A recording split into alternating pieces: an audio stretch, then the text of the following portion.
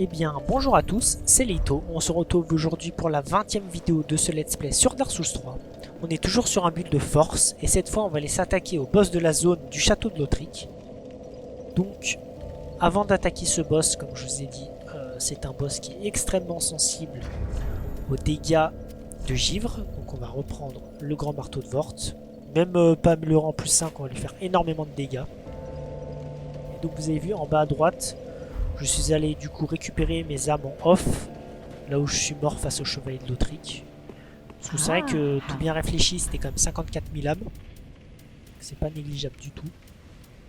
J'ai préféré aller les récupérer. Du coup, je vais quand même monter un petit niveau en même temps.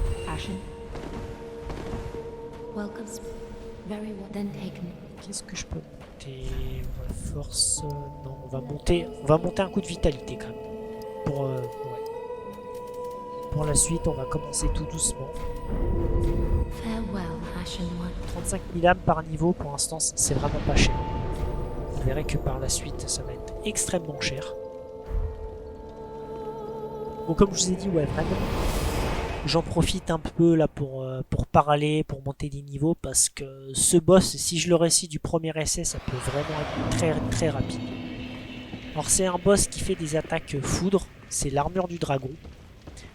Vous verrez qu'il y a des petits dragons en fait qui vont le... Enfin je sais pas si on peut appeler ça des dragons, je sais pas trop comment on peut appeler ça. Les espèces de petits dragons volants qu'on avait en dehors de la forteresse, de toute manière je vais vous les remontrer. Et bon en fait ils sont sur lui au départ quand vous allez rentrer dans la zone. Il faudra faire attention parce qu'une fois que vous avez tué ce boss, ces dragons vont vous tirer dessus. Enfin c'est pas trop des dragons, je sais pas comment on peut appeler ça, mais ils peuvent vous tirer dessus, vous lancer des boules de ténèbres ou des rayons laser de ténèbres. Donc faut faire gaffe, une fois que vous l'avez tué le boss, faut vraiment quand même continuer à se cacher, parce que ce serait dommage de mourir en l'ayant battu lui. Vous voyez ce que je vous parle, c'est ça là, une espèce de fille, de... je sais pas comment on peut appeler ça, de dragon, enfin de trucs volants vraiment bizarres. Et en fait, eux, ils vont, je sais pas, ils nourrissent le boss, ou je sais pas comment on peut appeler ça. Et après, le boss a vraiment des attaques basiques. Il a vraiment une très grosse armure. En fait, c'est juste un homme. Je crois que c'est même pas un homme, c'est juste en fait une armure. Avec un énorme bouclier et une énorme épée, enfin une énorme hachette. Qui fait des attaques assez standards. Donc, pareil, l'esquive, on lui met un coup quand on a le temps, et puis voilà. Bon, c'est parti.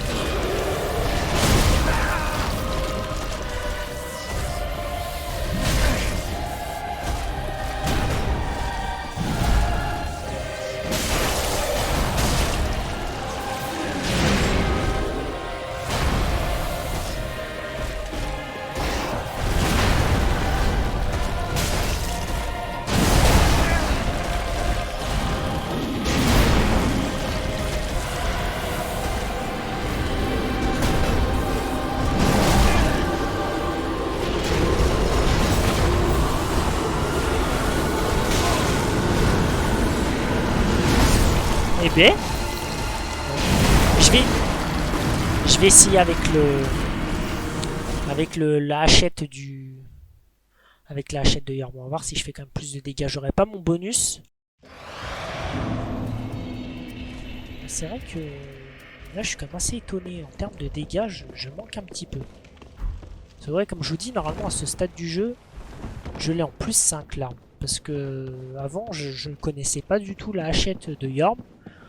Du coup, c'est une arme que je montais absolument pas. Donc j'avais largement de quoi faire pour monter uniquement le marteau de Vort. C'est pas grave. J'avais oublié à quel point son attaque au bouclier faisait si mal. Ouais. Je suis un peu déçu là parce que Normalement c'est un boss que je faisais relativement facilement. Là ouais, je sais pas. C'est bizarre quand même. Ça arrive, hein, vous savez, il y a des fois, il y a des boss, on est un peu moins bon. Mais bon, c'est pas grave, on est reparti.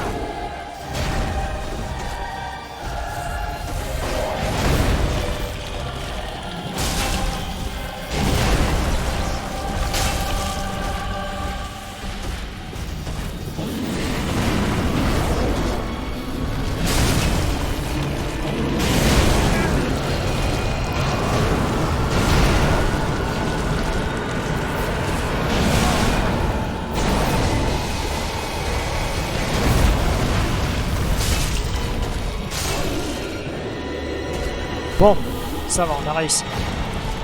Mais pareil, comme je vous ai dit, vous attendez un petit peu. Vous attendez que les dragons meurent. Voilà. Et là, ils sont morts, et là, vous êtes tranquille. Vous voyez, donc, c'est pas un combat hyper compliqué, là. Vraiment des mouvements assez lisibles. Seul truc, c'est que vraiment, avec son armure, il fait très mal. Surtout quand vous avez peu de vie comme ça. Mais ça se fait bien. Et... ouais, en termes de dégâts, vous voyez, j'en ai fait un peu moins que le marteau de Vort. Mais là, je sais pas, aujourd'hui, j'avais un mauvais feeling avec. Je sais pas, ouais, normalement, je lui fais bien plus de dégâts, mais parce que, comme je vous ai déjà dit, mon arme est en plus 5. Et là, il est qu'en plus 3. Et croyez-le ou non, mais ça change quand même vraiment beaucoup. Donc là, on a débloqué le feu de camp pour avoir battu le boss. Et donc, juste avant d'attaquer la nouvelle zone, je vais déjà ramasser l'écaille, l'éclat titanique qui se trouve ici. Et je vais aller me reposer au second feu de camp. Vous voyez, vraiment, il y a un feu de camp 20 mètres plus loin. Qui est juste là. Juste avant, en fait, je vais prendre les clés des grandes archives qu'on va pouvoir ouvrir ici. Et ça, ce sera la dernière zone du jeu, sans compter la zone optionnelle qu'on fera plus tard. Ici, c'est un raccourci. Donc moi, on va retourner à l'écheveux à ce feu de camp et on aura terminé la vidéo. Donc, vous voyez, combat vraiment pas hyper compliqué, pas très long.